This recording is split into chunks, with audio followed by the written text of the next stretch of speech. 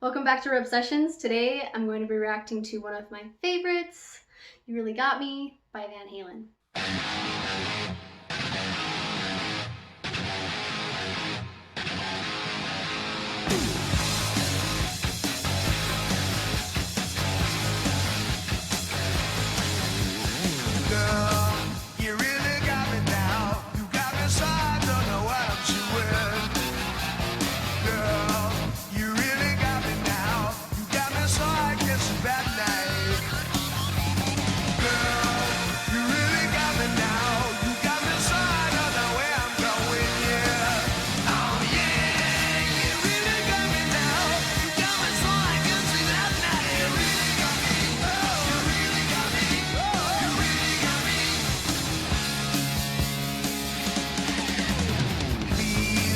Don't ever let me be. I only wanna be by your side.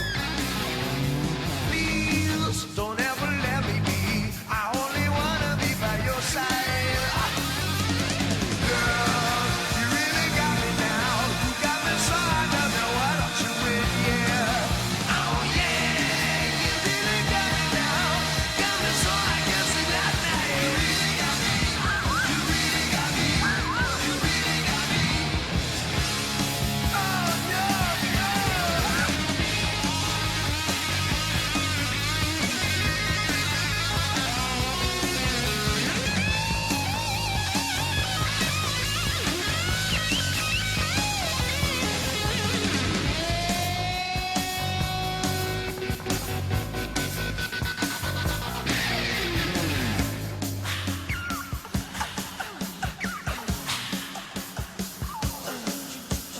Girl, you really got me now. You got me so I don't know what I'm doing.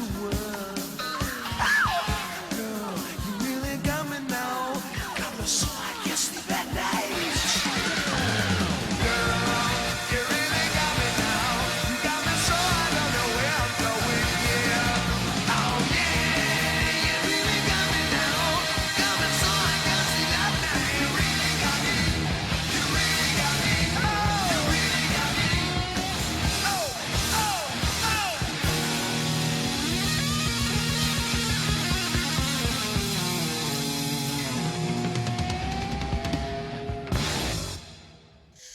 Okay, story time.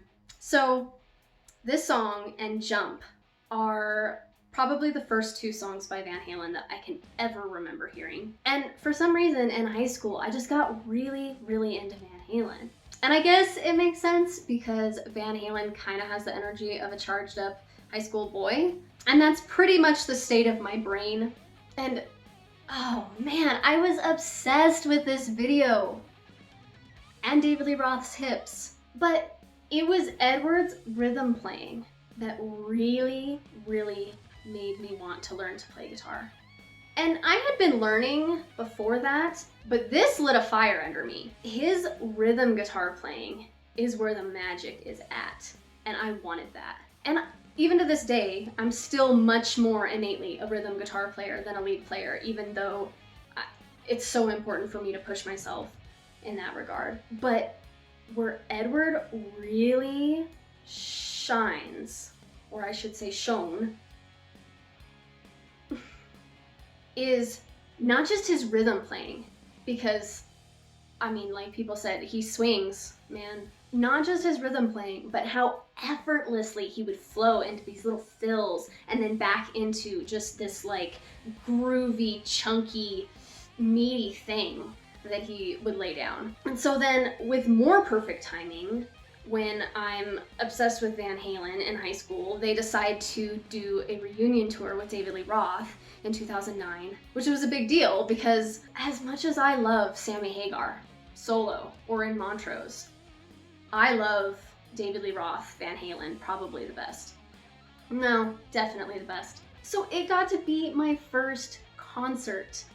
And I remember being so stoked. Me and my friend who liked them at the same time as me, we went and found this teacher that we knew worked at the Pepsi Center to see if there was any way he could like hook us up or anything, because the tickets were insanely expensive, especially for two high school kids that didn't have jobs. And of course he couldn't, and he's grouchy anyways. But whatever, we tried, it was exciting. And I'm pretty sure the ride in the car to the concert might have actually been better than the concert itself. Not because the concert was bad, but because, I mean, my dad, my friend and I, cruising up Colfax, cranking Van Halen, it just was perfect. I mean, I was pretty out of my mind. And the thing about it is that there was so much weed being smoked there, and the venue is just way too big to have a really, really good concert at. We didn't have fantastic seats or anything like that. And it was all just a blur, basically. Like, I probably remember it better now than I remembered it the night it happened. But I do remember a top hat. And speaking of Colfax, let me lay down the facts. So the Van Halen brothers were originally from Amsterdam, and they moved to Pasadena, California when they were little. Their parents were Dutch and Indo. And funny enough, Edward was really good at piano at a very young age. And he started off playing drums instead of guitar. And then Alex started off playing guitar instead of drums, until one day they realized their true calling and switched. So with their rightful weapons to wield, they were in a few bands together before they became Van Halen. So a couple of band names that they had were the Broken Combs, Trojan Rubber Company, Genesis, I don't know why that didn't work, and then Mammoth, before they ever met David Lee Roth, who was in a band called Red Ball Jets. And there's different stories about the way that David Lee Roth ended up in the band, but the prevailing thought is that they basically didn't really want him in the band in the first place. And the only reason why he ended up there was because they borrowed, or I should say rented, some sound equipment from him. And so then I guess, I don't know, out of pragmatism, they ended up letting him in the band. So then a year into having David Lee Roth in the band, they replaced their bass player, Mark Stone, with Michael Anthony, who Eddie knew from music school. And so this was the lineup that played their way inside and out, up and down the Southern California area. They were playing clubs and festivals, backyard parties, parks, truck beds, and they would draw a crowd, like 2,000 people and the cops. And so eventually they had this amazing like local area following. And then they would get to play places like Gazzari's, Myron's Ballroom, and then most famously Whiskey A Go Go. And I feel like this is just an excellent example of the way that musicians predominantly had to operate back then in order to get famous and good, like really good.